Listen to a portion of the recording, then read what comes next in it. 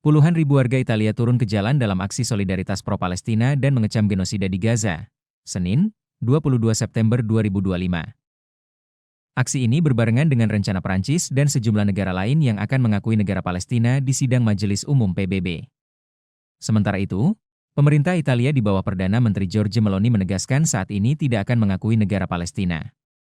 Demo di Italia ricuh, massa pro-Palestina bentrok dengan polisi, pelabuhan diblokir, demonstrasi besar menentang serangan Israel ke Gaza berujung bentrok dengan polisi di Milan dan sejumlah kota Italia.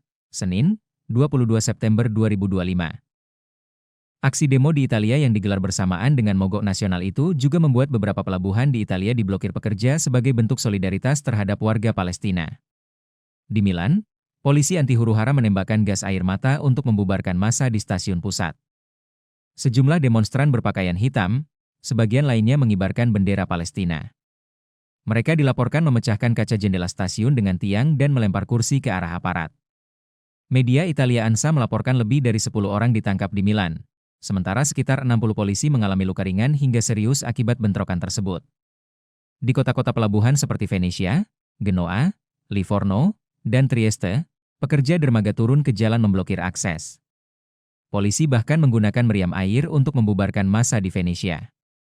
Para pekerja menyatakan protes dilakukan untuk mencegah Italia digunakan sebagai jalur transit pengiriman senjata dan pasokan bagi Israel dalam perang melawan Hamas di Gaza. Perdana Menteri Giorgia Meloni mengecam keras kerusuhan yang terjadi, khususnya di Milan, yang akan menjadi tuan rumah Olimpiade musim dingin Februari mendatang. Pemerintah sayap kanan Meloni selama ini dikenal sebagai pendukung Israel di Eropa. Italia juga menolak mengikuti langkah sejumlah negara barat yang telah mengakui negara Palestina.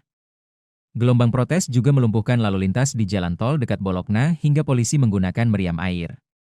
Di Roma, puluhan ribu orang pro-Palestina berkumpul di luar stasiun utama sebelum melakukan pawai yang memblokir jalan lingkar kota.